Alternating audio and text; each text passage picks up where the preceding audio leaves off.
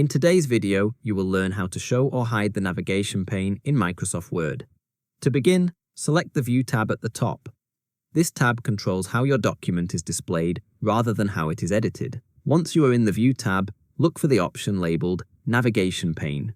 It is located right above the Show section.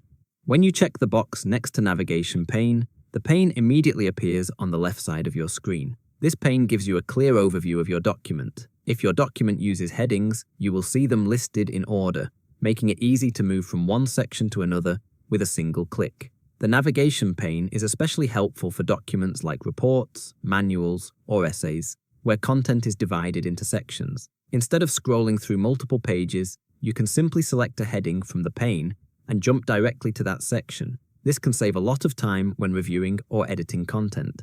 If you decide that you no longer need the navigation pane, you can hide it just as easily. Simply return to the View tab and uncheck the navigation pane option. The pane disappears instantly, giving you a full-width view of your document again. This flexibility allows you to turn it on only when you need it. Using the navigation pane does not change your document content or formatting. It is purely a viewing and navigation tool, which means you can use it safely without worrying about affecting your layout. You can turn it on and off at any point while working. Another benefit of the navigation pane is that it helps you understand how your document is organized. Seeing all your headings listed can make it easier to spot missing sections or areas that may need reordering. This is particularly useful when polishing a document before sharing or submitting it.